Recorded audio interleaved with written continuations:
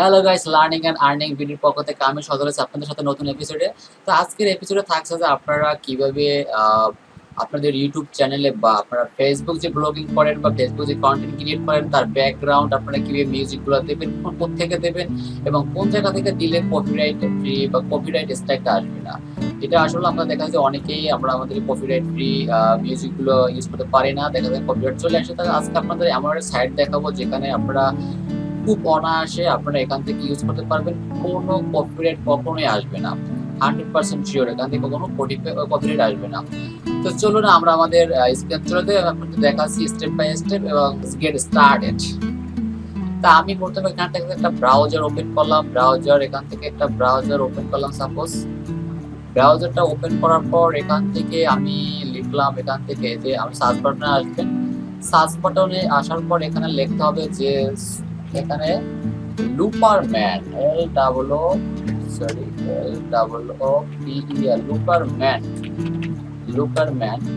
লুপারম্যান লিখে সার্চ করবেন। লুপারম্যান লিখে সার্চ করার পর এন্টার দেবেন। এন্টার দেওয়ার পর দেখেন প্রথম যে লিঙ্কটা আসছে আপনারা এই লিঙ্কটা ক্লিক করবেন। তো আমি এখানে ক্লিক করলাম।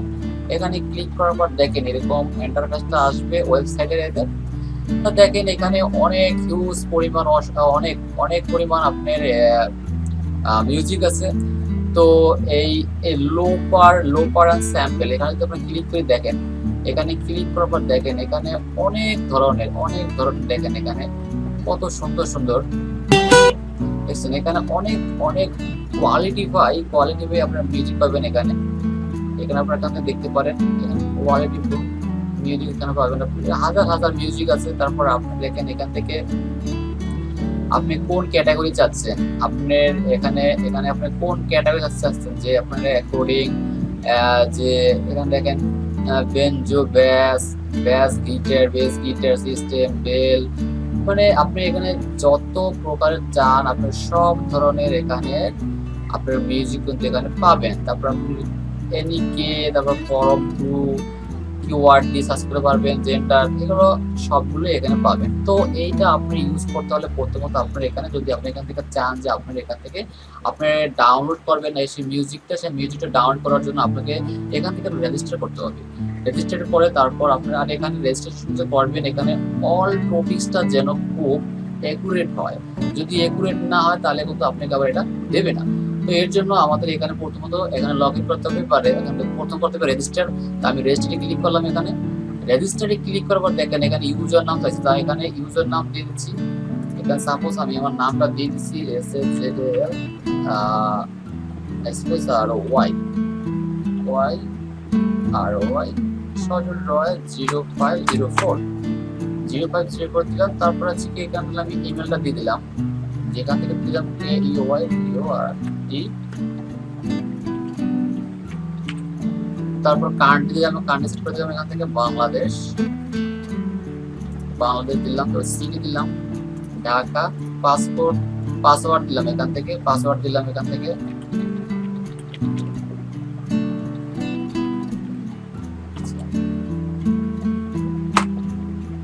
তারপর এখান থেকে আমি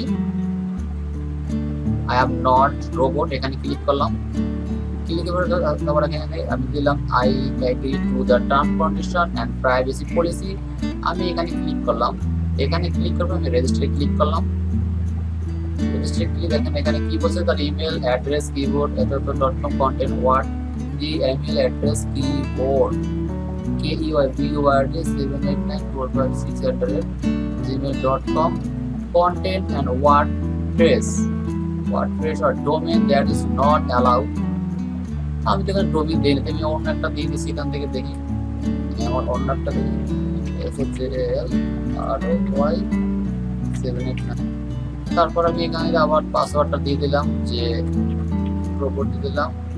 তারপর এখানে একই দিলাম। এখন আমি আবার দিলাম এখানে দেখেন এইবার আমারটা নিয়ে নিচ্ছে। হয়তো ওখানে কোনো একটা সমস্যা ছিল অথবা এই ইমেলটা এর জন্য এটা নেয় নাই, কিন্তু এই ইমেলটা এটা নিয়ে নিচ্ছে। আমি এখান থেকে সাপোজ মনে করেন ব্রাউজারে সেভ দিলাম।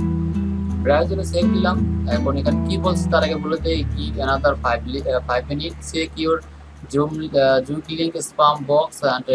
তাহলে আমার এখান থেকে একটা অলরেডি একটা ইমেল করছে আমার ইমেলে, এই ইমেলে একটা ইমেল করছে, এই ইমেলটা দিয়ে আমার সেখানে ভেরিফাই করতে হবে। সাপোজ মনে করেন আমি সেই ইমেলটা চলে যাচ্ছি, প্রথমত ইমেলটা চলে যাওয়ার পর সাপোজ এখান থেকে ইমেলে আসলাম, ইমেলে আসার পর স্প্যামে চলে গেছে আমার ইমেলটা। এইখান থেকে আসার পর দেখেন লুপ বার প্লিজ অ্যাকাউন্ট, এখান থেকে লুপ বারে যে এটা আসছে ইমেলটা, আমি এখানে ক্লিক করলাম।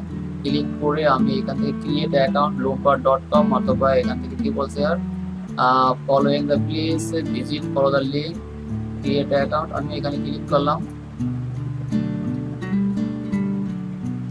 দেখেন রেজিস্ট্রেশন কমপ্লিট, অ্যাক্টিভেট লেখা আছে অলরেডি, অ্যাক্টিভেট এর অ্যাকাউন্ট অ্যাক্টিভেট, রেজিস্ট্রেশন কমপ্লিট।